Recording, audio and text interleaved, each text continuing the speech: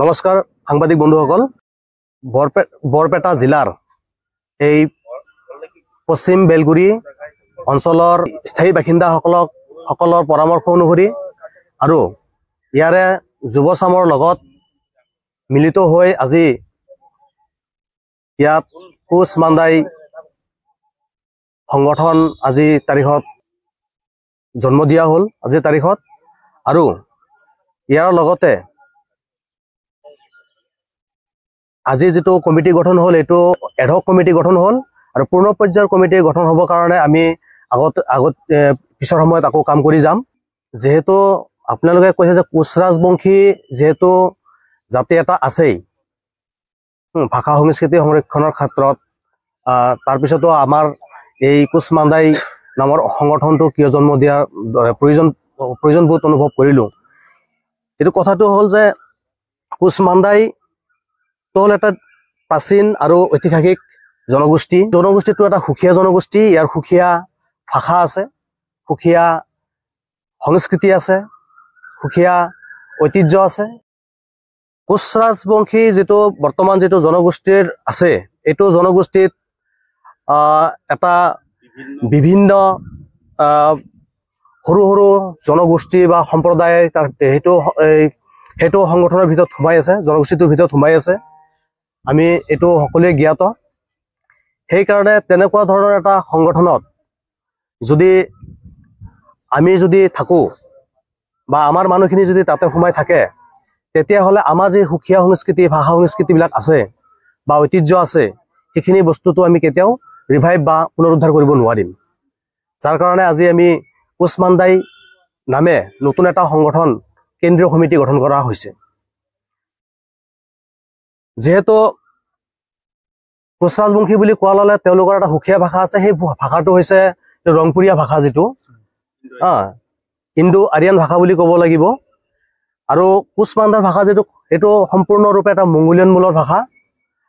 যেটো কোচ থাৰ বুলি কওঁ এটা বডো লিংগুইষ্টিক গ্ৰুপ বডো ভাষা বা বডো তিব্বতো বাৰ্মিন লেংগুৱেজ হয় সেই ভাষাটোৰ ওপৰত কোচ ৰাজবংশী জনগোষ্ঠীৰ ভিতৰত যদিও মানুহখিনি সোমাই আছে কিন্তু কোচ ৰাজবংশী বেনাৰত সেই ভাষাটো সেই নিৰ্দিষ্ট ভাষাটো কিন্তু তেওঁলোকে উদ্ধাৰ হোৱাৰ কাৰণে কোনো ধৰণৰ কাম কৰা আমি দেখা নাই যাৰ কাৰণে আমি সেই ভাষাটোৰ ওপৰতো যাতে আমি সুখীয়াকৈ আমি আগবাঢ়িব পাৰো সেই কাৰণেও আমি আজি এই কমিটিখন নতুনকৈ গঠন কৰিব লগা হৈছে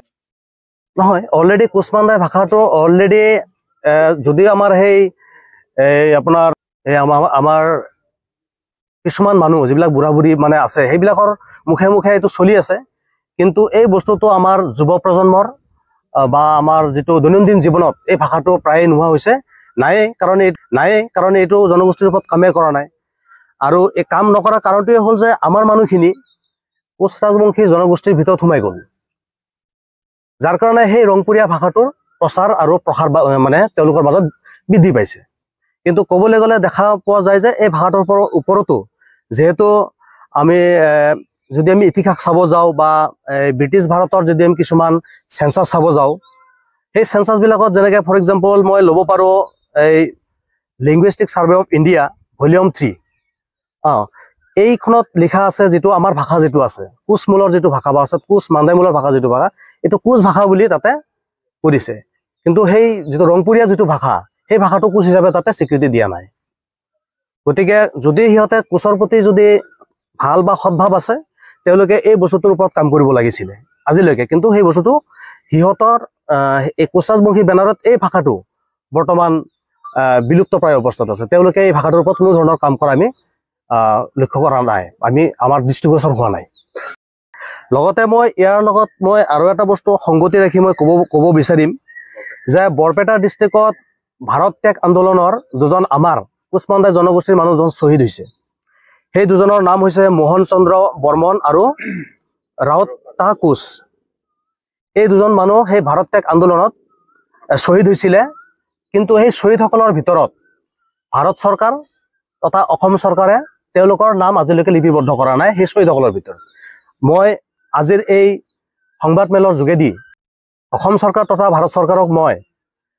মই এই গোটেই জনগোষ্ঠীটোৰ হৈ মই অনুৰোধ জনাম আহ্বান জনাম যে তেওঁলোকে অসম চৰকাৰ তথা ভাৰত চৰকাৰৰ সহযোগত যাতে বৰপেটা ডিষ্ট্ৰিক্টত অৰ্থাৎ বৰপেটা ডিষ্ট্ৰিক্টৰ যিটো হেডকোৱাৰ্টাৰ ইয়াৰ ওচৰে পাজৰে ক'ৰবাত এই দুজন মানুহৰ নামত অৰ্থাৎ এই মোহন চন্দ্ৰ বৰ্মন আৰু ৰাউতা কোচ এই দুজন যি শ্বহীদ আছিলে ভাৰত ত্যাগ আন্দোলনত তেওঁলোকৰ অৱদান আছিলে এই দুজনৰ নামত এটা যাতে স্মৃতি প্ৰতি নিৰ্মাণ কৰে তেওঁলোকৰ স্মৃতিত সেইখিনিয়ে অসম তথা ভাৰত চৰকাৰৰ ওচৰত আমাৰ এই আজিৰ সংবাদমেলৰ যোগেদি আহ্বান জনালোঁ। নমস্কাৰ। আজি আমি যেটো কোচ মাণ্ডাই ষ্টুডেণ্ট ইউনিয়ন চেণ্ট্ৰেল কমিটি গঠন হ'ল, আমাৰ মেইন উদ্দেশ্য লক্ষ্য হৈছে আমাৰ জাতিটোৰ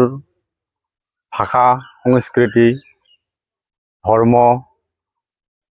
আমাৰ যি এডুকেশ্যন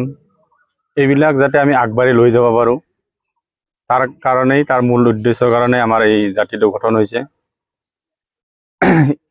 আজি আপোনালোকৰ যোগেদি ৰাইজক আহ্বান জনাব বিচাৰিছোঁ যি আমাৰ মানুহখিনি বিভিন্ন নামেৰে নামকৰণ হৈ আছে তেখেতসকলে যাতে ইতিহাস আমাৰ প্ৰসিদ্ধ জাতি এটা সেই ইতিহাসখিনি খুচৰি চাই আমাৰ জাতিটোৰ কাৰণে আগবাঢ়ি আহক আমি সকলোকে আহ্বান জনাইছোঁ। আমাৰ যিসকল কোচ মাণ্ডাৰ বা কোচ থাৰ ভাষী আছে তেওঁলোকে যাতে আমাৰ সহায় সহযোগ কৰে।